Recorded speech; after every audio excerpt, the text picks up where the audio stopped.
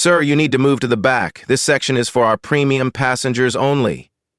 The flight attendant's voice carried across the cabin as cameras started rolling. Marcus Chen looked up from his phone, his expression unchanged. He wore faded jeans, a gray hoodie, and carried a worn leather briefcase. Nothing about him screamed wealth or power. To everyone watching, he was just another passenger being told he didn't belong. The woman standing over him, Sarah Mitchell, tapped her tablet impatiently. "Sir, did you hear me? You're in the wrong section." Marcus held up his boarding pass. "Seat 1A. First class." Sarah's eyes narrowed. "That has to be a mistake. Let me see your ID." Around them, 12 passengers had their phones out. Twitter user @Skywatcher was already live tweeting the confrontation. Have you ever watched someone's entire world change in 45 minutes? Because these real-life stories and black stories show how touching stories can become life stories that reshape entire industries. The departure board above Gate 23 flashed red. Flight 447 to Chicago. Boarding complete in 37 minutes.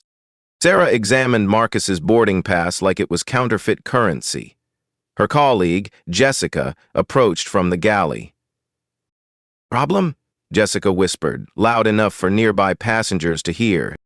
"This gentleman seems confused about his seat assignment," Sarah replied, her tone suggesting Marcus was either lying or incompetent. Marcus remained seated, buckled in, briefcase at his feet. "Ma'am, I understand there might be confusion. Could you please check your system?" Sarah's fingers flew across her tablet. She frowned, tapped it again, then shook her head. "Sir, our records show you purchased an economy ticket. You'll need to move to your correct seat in coach." "That's incorrect," Marcus said quietly. He pulled out his phone and showed her his mobile boarding pass. "First class, seat 1A. Paid for 3 weeks ago." An elderly white man in seat 2A leaned forward. "Son, maybe you should just take your real seat. No need to cause trouble." Sarah nodded approvingly. "Exactly. Sir, are you sure you didn't mean to book coach? These mistakes happen when people aren't familiar with the booking process." The condescension hung in the air like smoke. Marcus's jaw tightened almost imperceptibly. He reached into his briefcase and retrieved a platinum airline status card, placing it on the tray table. 340,000 miles flown with Atlantic Airways, he said. Platinum status for 6 consecutive years. Sarah barely glanced at it. "Anyone can get those cards online now. Sir, I'm going to need you to gather your belongings and move to your assigned seat." At Skywatcher's fingers moved rapidly across her phone screen. Live, black passenger being systematically humiliated on Atlantic Airways Flight 447. "This is insane. Atlantic discrimination." The tweet was retweeted 47 times in 2 minutes. Captain James Rodriguez emerged from the cockpit. At 52, he commanded respect through presence alone. His silver hair was perfectly styled, his uniform pressed to military precision. "What's the situation?" he asked Sarah, not looking at Marcus. "Passenger in the wrong seat, won't move to coach where he belongs." Rodriguez sized up Marcus with a glance. Hoodie, jeans, sneakers. His assessment was immediate and wrong. "Sir, you're holding up departure. I need you to take your correct seat immediately." Marcus looked up calmly. "Captain, I'm in my correct seat. First class, 1A. Here's my boarding pass, my ID, and my frequent flyer card." Rodriguez didn't look at any of them. "Son, I've been flying for 15 years. I know when someone's trying to scam an upgrade." "Sarah, call ground security." The passengers in first class shifted uncomfortably. A woman in 3B started recording with her phone. A businessman in 4A looked up from his laptop, frowning. Marcus pulled out his phone and began recording. "For the record, it's 2:47 p.m., Flight 447. I'm being asked to leave my paid first-class seat, despite having proper documentation. Sir, put that phone away, Rodriguez commanded. You're being disruptive. I'm documenting discrimination, Marcus replied evenly. Sarah was already on her radio. Ground control, we need security at gate 23. Passenger refusing to comply with crew instructions. The man in 2A shook his head. Just move to coach, buddy. You're making this harder than it needs to be. But the woman in 3B spoke up. Wait, he showed you his boarding pass. Why aren't you checking it? Sarah's face reddened. Ma'am, please don't interfere. This gentleman clearly purchased an economy ticket and is trying to get a free upgrade. How do you know that? The woman pressed. Experience, Sarah replied curtly. Marcus made a phone call. The conversation was brief, his voice low. Yeah, I'm running late. Start without me. I'll handle this personally. Rodriguez overheard. Handle what? Sir, who are you calling? Marcus didn't answer. He was taking notes on his phone, documenting every word, every action. At Skywatcher's follower count jumped by 300 as her live stream gained traction. Comments flooded in. This is 2025. How is this still happening? Sue them. Record everything. The gate agent's voice echoed through the terminal. Final boarding call for Flight 447 to Chicago. All remaining passengers, please board immediately. 2 security officers approached. Mike Santos, a 20-year veteran, and Lisa Chen, no relation to Marcus despite the shared surname. What's the problem? Santos asked. Rodriguez pointed at Marcus. Passenger in wrong seat, refusing to move, being disruptive. Santos looked at the scene. A well-dressed man sitting calmly in first class, surrounded by crew members and passengers with phones out.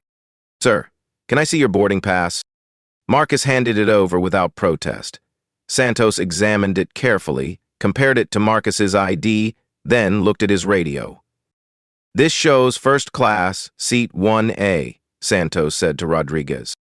It's clearly fraudulent, Sarah interjected. He's trying to scam an upgrade. Santos looked at her skeptically.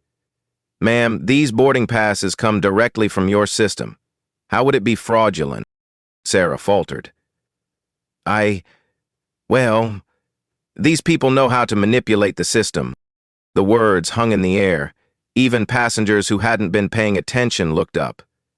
These people wasn't subtle. Marcus remained perfectly still, but his eyes met Santos's. The security officer had heard those words before, understood their meaning.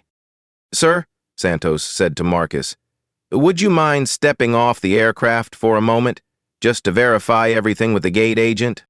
It was a reasonable request delivered respectfully. Marcus nodded and stood. As he gathered his briefcase, his phone buzzed. A text message flashed briefly on the screen before he closed it. The woman in 3B caught a glimpse. Board meeting moved to conference room A, emergency session. She frowned, wondering what kind of emergency board meeting a coach passenger would know about. The departure board now showed Flight 447 delayed 23 minutes. Ground Supervisor Janet Williams arrived at Gate 23 with purposeful strides. She'd been with Atlantic Airways for 12 years, worked her way up from baggage handler to supervisor. She prided herself on handling difficult situations.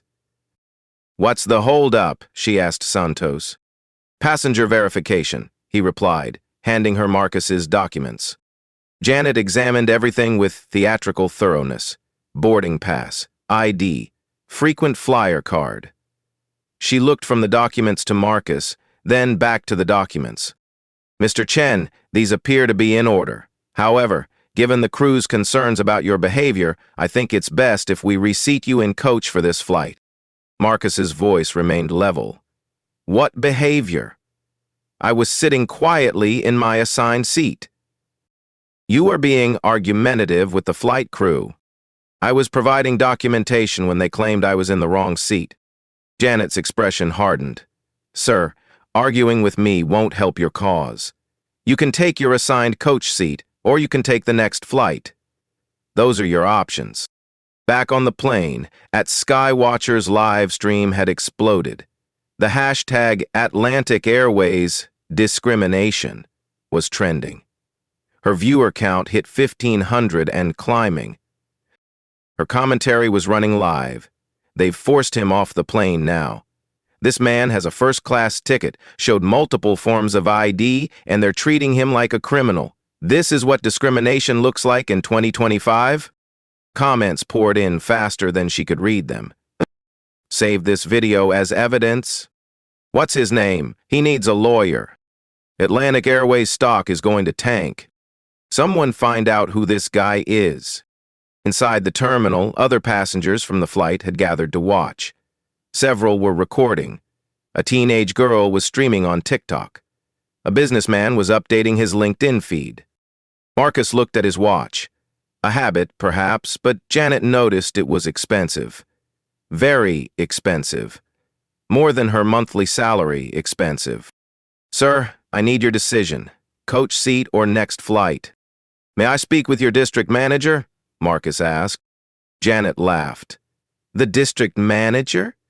Sir, I'm the senior supervisor on duty. I have full authority here. I understand your position, Marcus replied.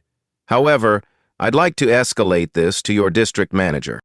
You can file a complaint online like everyone else. Several first-class passengers had come out to watch. The woman from 3B, now identified as Dr. Patricia Voss, stepped forward. Excuse me, but I was on that plane. This man was sitting quietly in his seat. He showed his boarding pass, his ID, everything. Why exactly is he being removed? Janet turned to her. Ma'am, this is between us and Mr. Chen. Please return to your seat. I'm a paying customer too, Dr. Voss replied. And I'm witnessing what appears to be discrimination. A businessman from first class joined her. I saw the whole thing. The flight attendant never checked his documents properly. She just assumed he was in the wrong seat. Janet felt the situation slipping away from her. More passengers were gathering, phones were everywhere. She needed to reassert control. Sir, she said to Marcus, you can take the coach seat I'm offering, or you can leave the airport. Those are your only options. Marcus pulled out his phone and made another call. This one lasted 47 seconds. His voice was too low for most people to hear, but Dr. Voss was close enough to catch fragments. Urgency board meeting, conference room A. Now. Dr. Voss frowned. Board meeting? Marcus ended the call and addressed the gathered crowd. Ladies and gentlemen, I apologize for this delay. I know you all want to get to Chicago on time. His tone was different now, more authoritative. Several passengers noticed the change. Janet sensed something shifting. Sir, who are you calling? My office. Marcus replied simply. Your office? Marcus reached into his briefcase and withdrew a business card holder.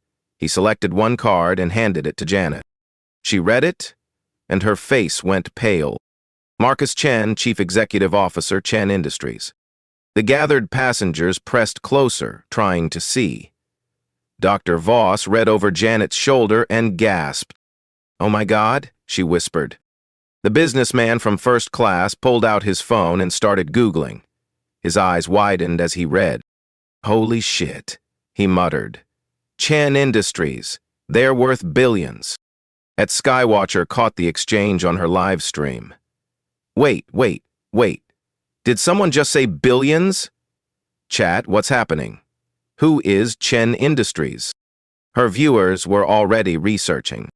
Chen Industries just announced a $2.4 billion revenue year. They own like 847 companies. This guy isn't just some random passenger. Atlantic Airways is about to get sued into oblivion. Janet stared at the business card. Her hands were shaking slightly. Mr. Chen, this doesn't change anything. You were being disruptive. But her voice lacked conviction now. Marcus looked at his watch again. In about 3 minutes, you're going to receive a call from your headquarters. I suggest you answer it. What kind of call? The kind that comes from your board of directors. The crowd had grown to about 30 people. Airport security was trying to manage the situation, but the live streams were multiplying. Atlantic Airways discrimination had over 2,000 tweets now. Captain Rodriguez appeared, looking flustered. "What's going on out here? We need to depart." Santos filled him in quietly. Rodriguez's expression changed as he listened. "CEO of what?" Rodriguez asked. "Chin Industries," Santos replied. "Major corporation, billions in revenue." Rodriguez looked at Marcus with new eyes. The hoodie and jeans didn't look so casual anymore. They looked like the outfit of someone who didn't need to impress anyone. Janet's radio crackled. "Supervisor Williams, please contact headquarters immediately. Priority 1. She looked at Marcus, who checked his watch again. "Right on schedule," he said quietly. Dr. Voss stepped closer to Marcus. "Sir, I'm sorry this happened to you. This is completely unacceptable." "Thank you," Marcus replied. "But this isn't about me anymore." "What do you mean?" Marcus looked around at the crowd, at the phones recording everything, at the airport security trying to manage a situation that had grown beyond their control. This is about making sure it doesn't happen to anyone else.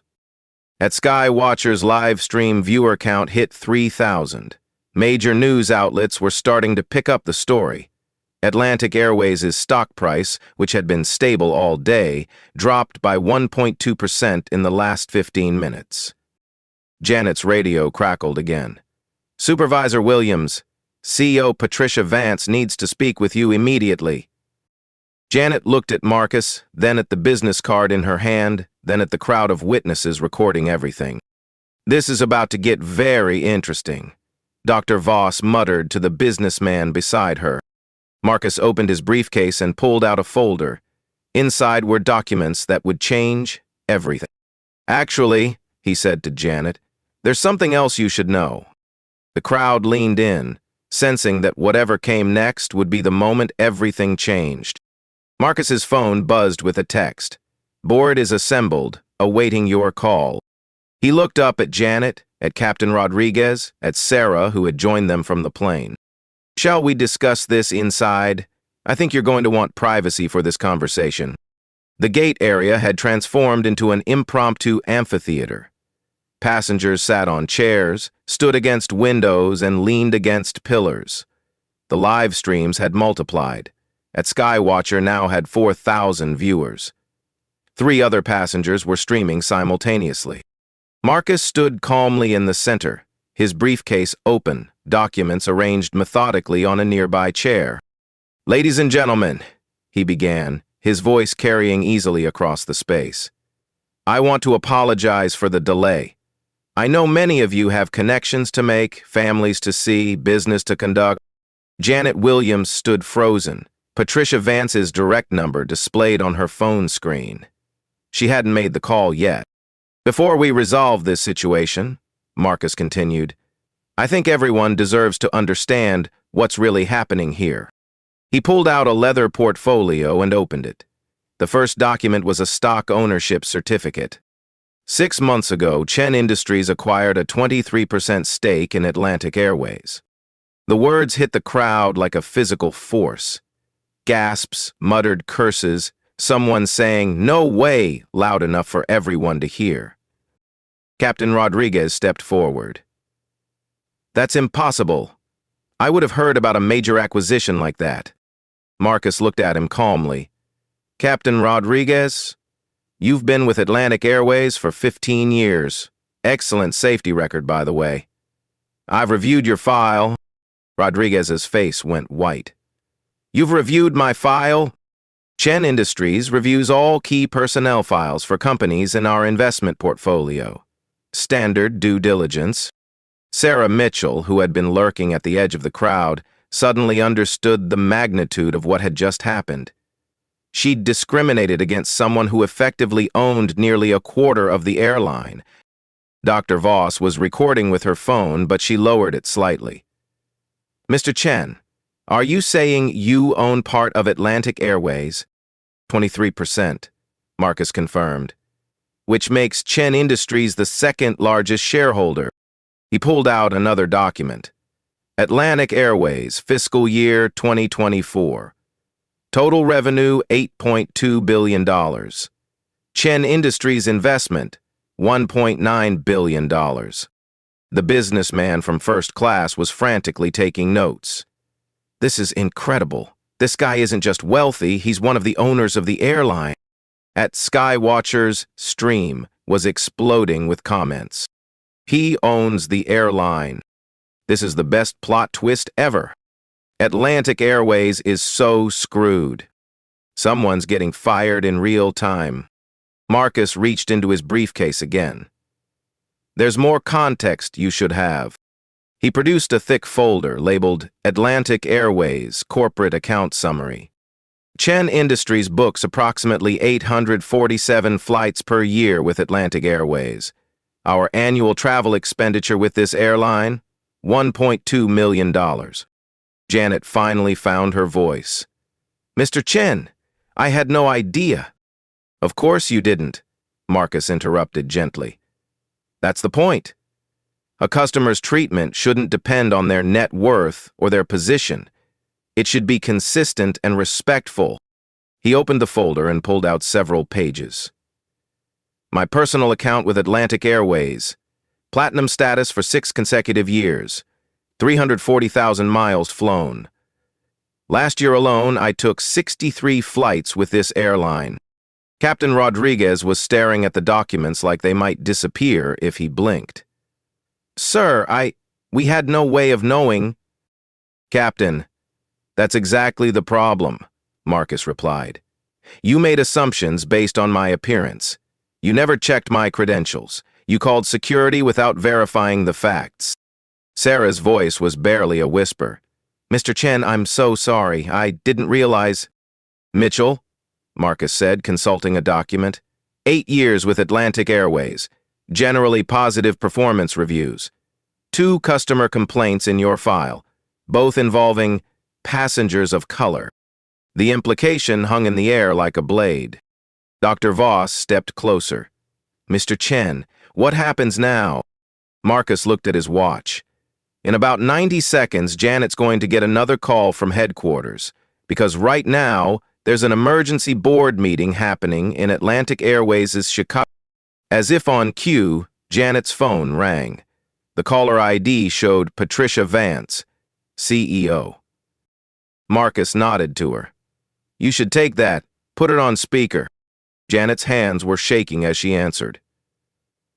Ms. Vance? Janet, is Marcus Chen with you? The CEO's voice was tense. Yes, ma'am. Put him on the phone, now. Marcus stepped forward. Hello, Patricia. Marcus, I just got out of an emergency board meeting. What the hell is happening at Gate 23? The crowd pressed closer. This was better than any movie. Patricia, I'm on flight 447 to Chicago. I was denied service and removed from my paid first-class seat due to what I can only characterize as racial discrimination. Silence on the other end of the call. Then, please tell me you're joking. I'm afraid not. The incident has been live-streamed by multiple passengers. It's trending on social media. Your stock is down 1.4% in the last hour. Jesus Christ. Marcus pulled out his phone and showed the screen to the crowd. Multiple social media feeds were visible, all showing the hashtag Atlantic Airways discrimination trending. Patricia, are you familiar with Section 12.3 of our shareholder agreement? Another pause. The Material Incident Clause. Correct. Discrimination against passengers constitutes a material incident that triggers a governance review. Dr. Voss whispered to the businessman, he's not just complaining, he's activating legal procedures. Marcus? Patricia's voice came through the speaker. What do you need? First, I need your flight crew to understand that they've created a significant legal and public relations crisis for Atlantic Airways. Captain Rodriguez was staring at the phone like it might explode. Second, I need immediate corrective action that demonstrates Atlantic Airways' commitment to equal treatment of all passengers. Whatever you need. Marcus looked around the crowd, at the phones still recording, at Janet's pale face, at Sarah, who looked like she might faint. And third, Patricia, I need you to understand that this isn't about me. It's about the thousands of passengers who experience discrimination every year but don't have the resources or platform to fight back. The crowd was silent now.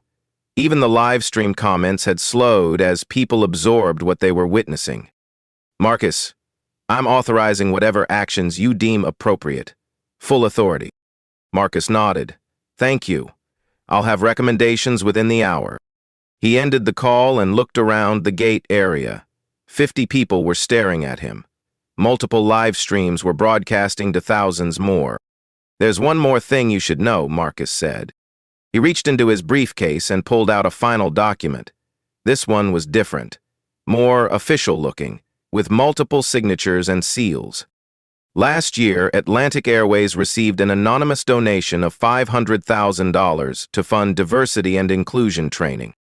He held up the document. The donation came from the Chen Foundation, my foundation. The revelation hit like a thunderclap. Sarah actually gasped out loud. I've been trying to help this airline improve its culture for over a year, Marcus continued.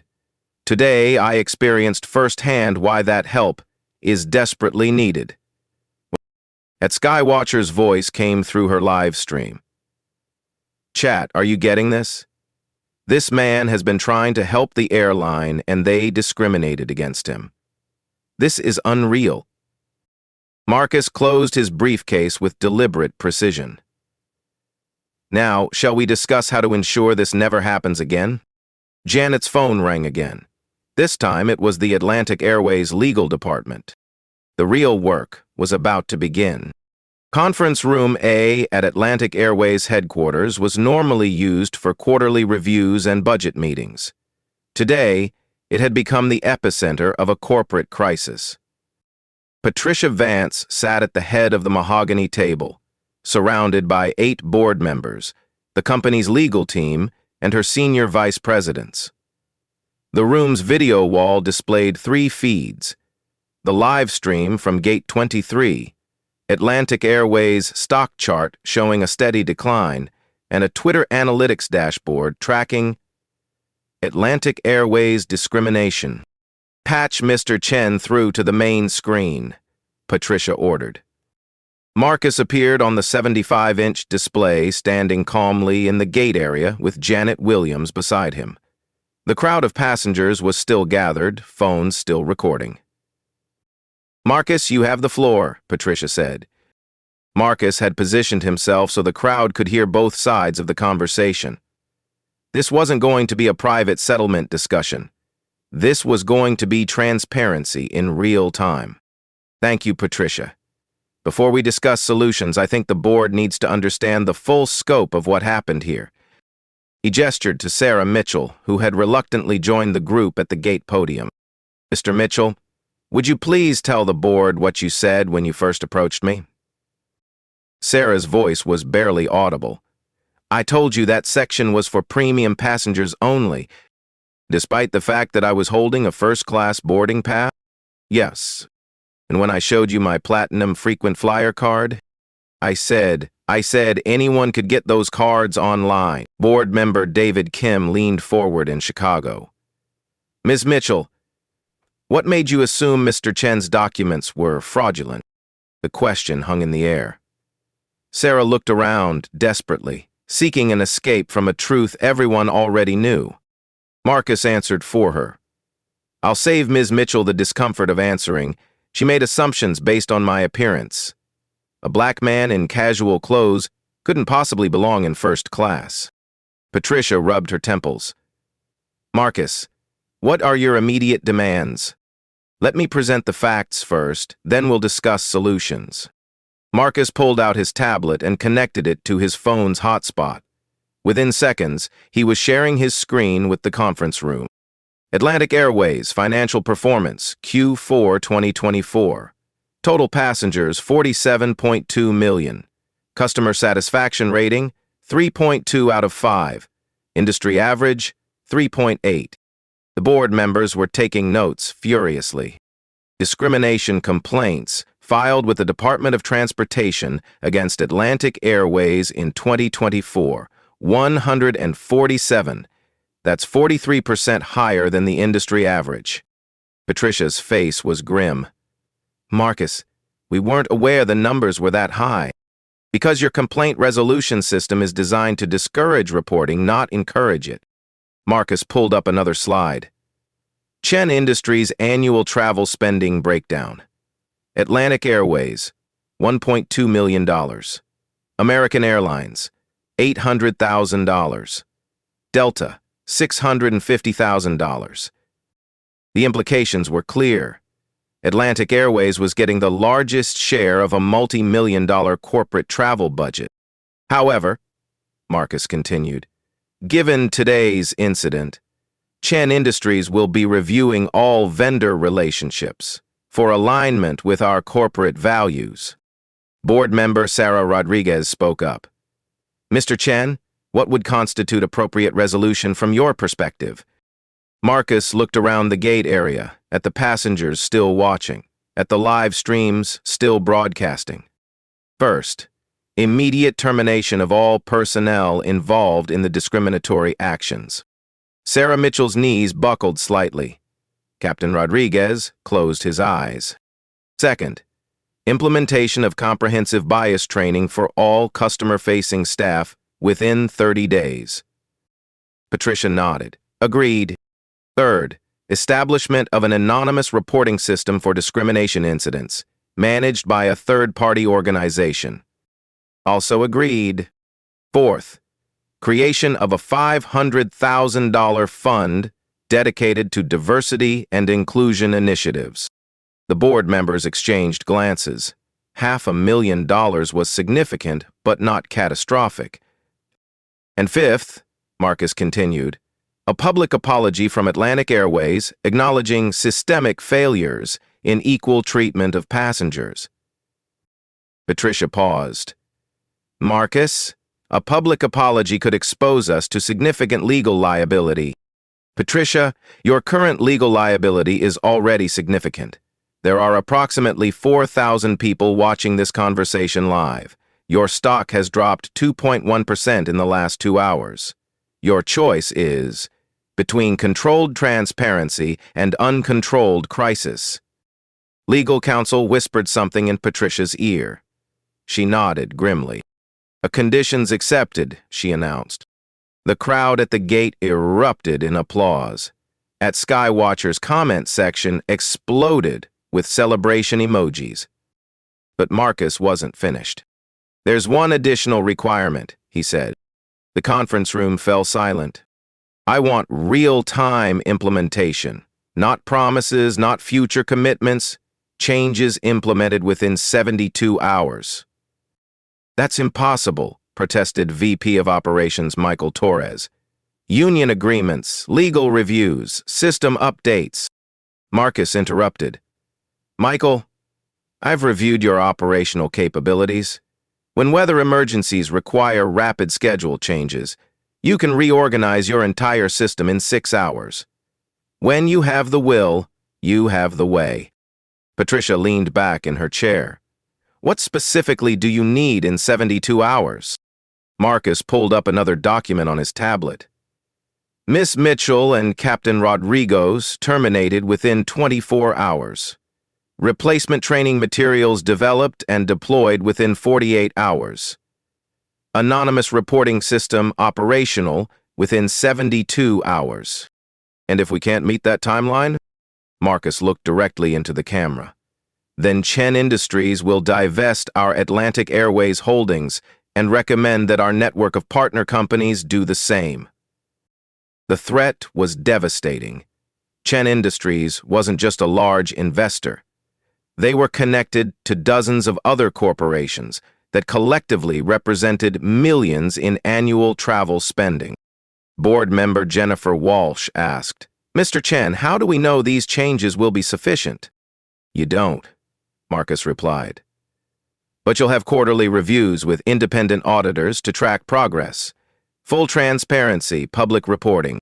Patricia looked around the conference room. Her board members were nodding. The legal team was scribbling notes frantically. The stock price continued its decline. "Marcus, we accept all conditions." The crowd at the gate erupted again. Several passengers were wiping away tears.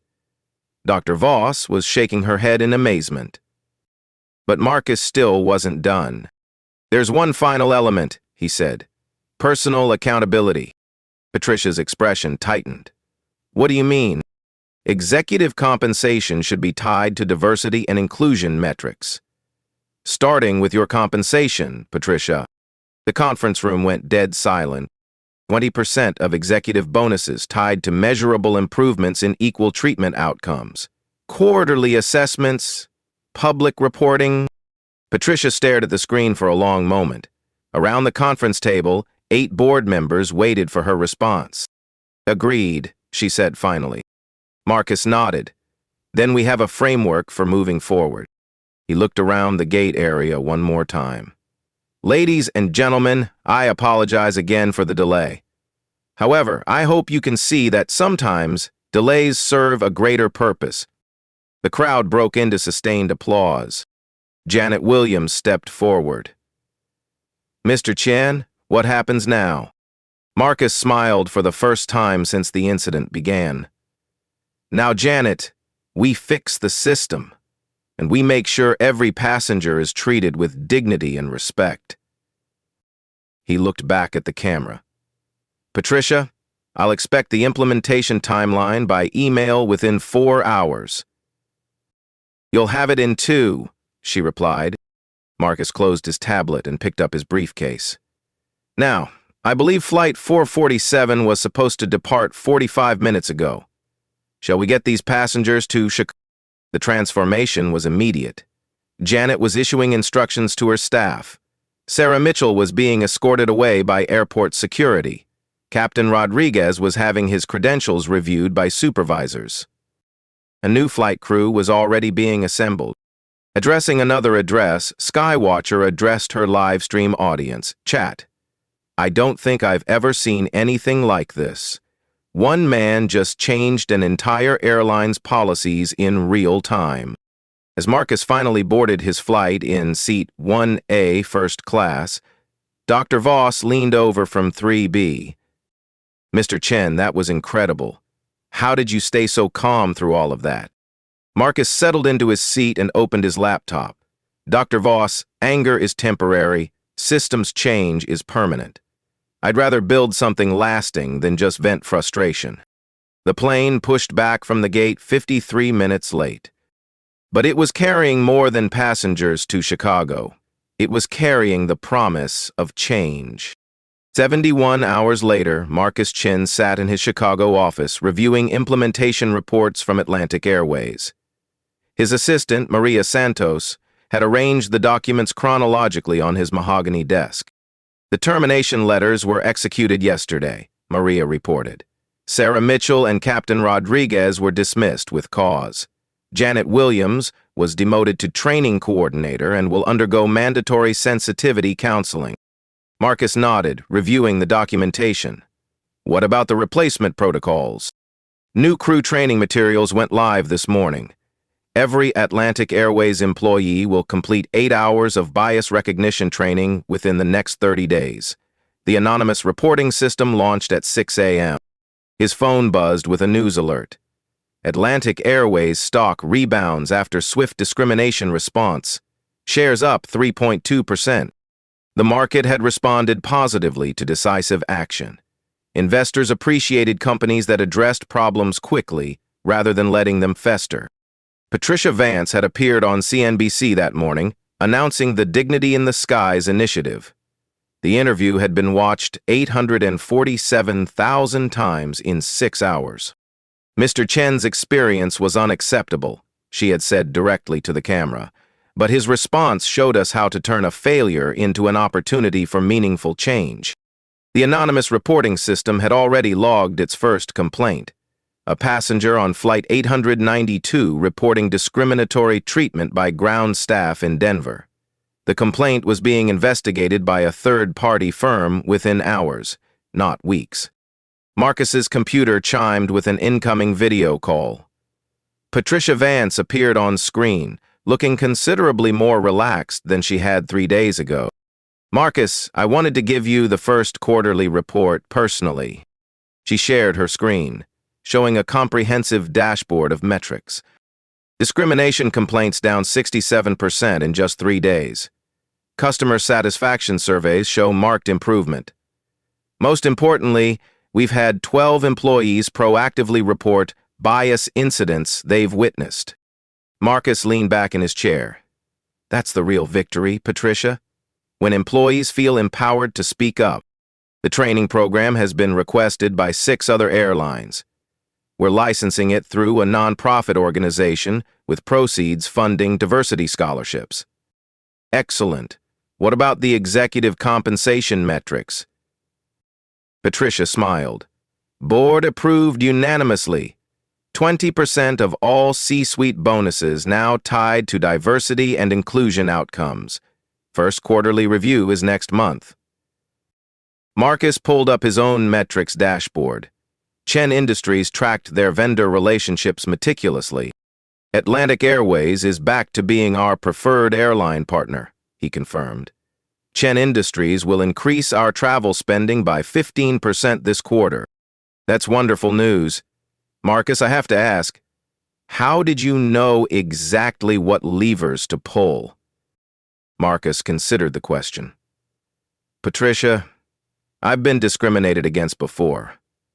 But I've also been in boardrooms for 20 years. I understand how corporations make decisions.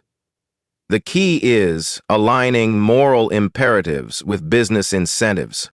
The whole incident has become a Harvard Business School case study," Patricia mentioned. "They're calling it stakeholder activism in real time." After ending the call, Marcus walked to his office window overlooking Lake Michigan. The view reminded him why he loved Chicago. A city built by immigrants and outsiders who refused to accept limitations. His phone rang. Dr. Patricia Voss from Flight 447. "Mr. Chen, I hope you don't mind me calling. I got your number from your foundation's website." "Not at all, Dr. Voss. How can I help you?" "I wanted to tell you that what you did inspired me to take action in my own workplace," Dr. Voss said. "I'm head of emergency medicine at Northwestern Memorial. We've had our own issues with bias in patient treatment. I presented your Atlantic Airways case to our board last week." Marcus smiled. "What was their response?" "We're implementing a similar anonymous reporting system for bias incidents, and we're requiring all staff to complete unconscious bias training. Your approach, using data and systematic change rather than individual blame, it really resonated." "That's exactly what needs to happen," Marcus replied. "One incident becomes a catalyst for broader change.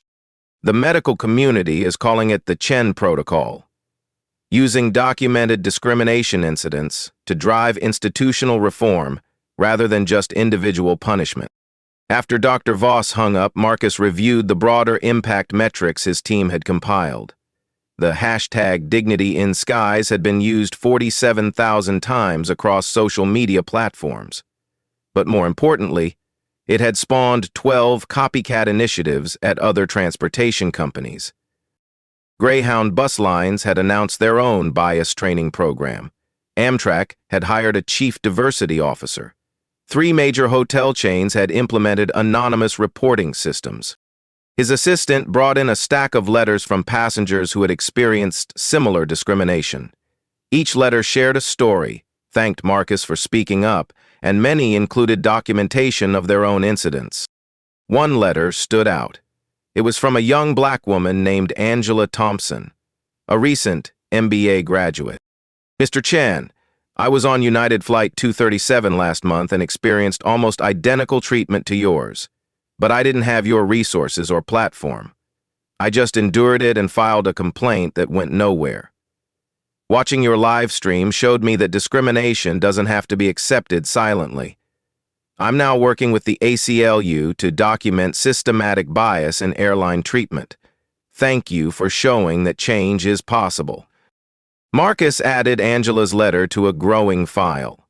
Her case would become part of a larger class action lawsuit that would ultimately force industry-wide changes.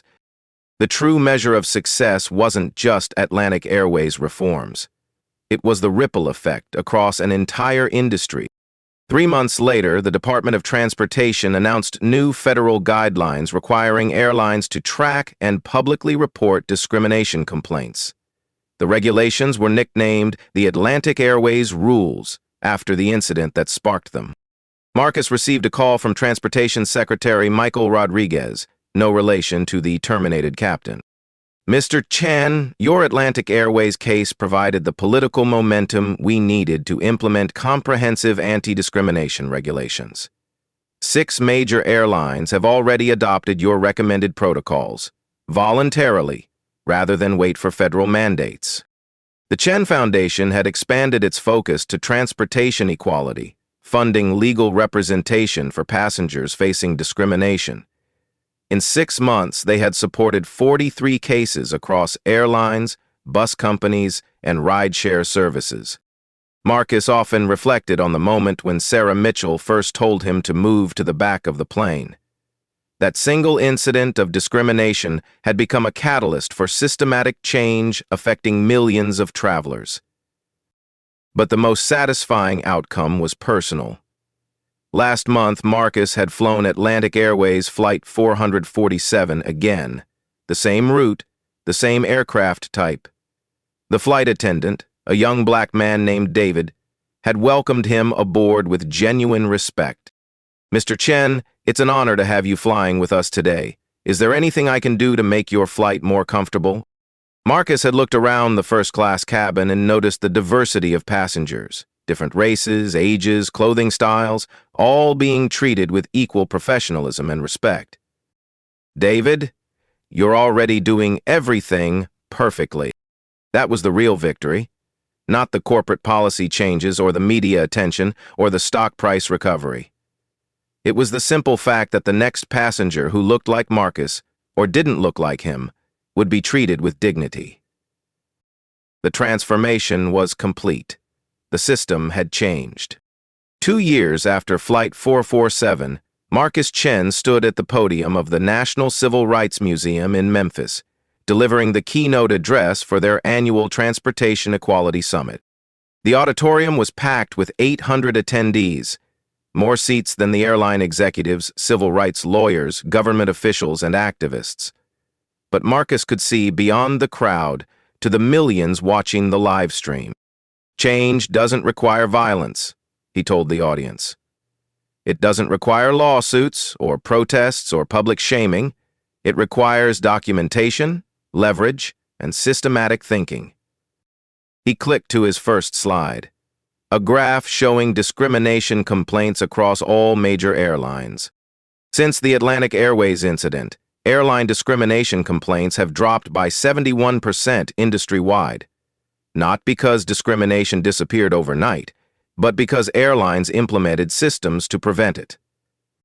The graph showed a dramatic decline starting in late 2025, continuing through 2026, and into 2027. This is what happens when you change systems instead of just punishing individuals. The audience included Sarah Mitchell, the former flight attendant who had triggered the entire incident. After her termination from Atlantic Airways, she had undergone extensive bias training and now worked as a diversity consultant, helping other companies avoid the mistakes she had made. She raised her hand during the Q&A session. "Mr. Chen, I'm Sarah Mitchell. I was the flight attendant on Flight 447. A murmur went through the crowd. This was unexpected. "Sarah," Marcus said warmly, "thank you for being here. I wanted to publicly apologize again, but more importantly, I wanted to thank you. Your response changed my life. I understand now how my unconscious biases hurt people. I've spent 2 years learning to be better." The crowd erupted in applause. This was the real power of systematic change. It could transform perpetrators into advocates. "Sarah, Your courage in facing your mistakes and working to prevent others from making them is exactly what this movement needs. Marcus clicked to his final slide, a photo of Angela Thompson, the young woman who had written to him after her own discrimination experience. Angela Thompson used documentation and legal advocacy to win a landmark settlement against United Airlines. That settlement funded bias training for 47,000 airline employees across the industry. The audience stood and applauded as Angela walked onto the stage. Angela's case proved that you don't need to be a CEO or a major shareholder to create change.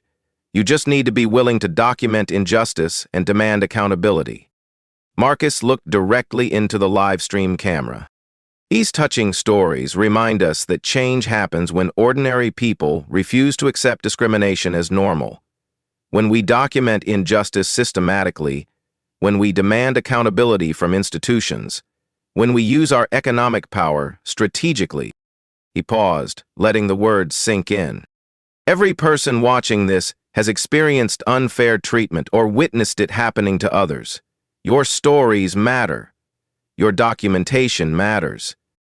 The live stream chat was flowing with personal experiences, commitments to action, and expressions of gratitude. If you've witnessed discrimination in transportation, document it, record it, report it, share your real-life stories, because these Black stories and life stories become the foundation for systematic change. Marcus concluded with a direct challenge. Don't just watch injustice happen. Don't just feel bad about it. Do something about it. Use the tools we've developed. Use the systems we've built. Help us create a world where everyone travels with dignity.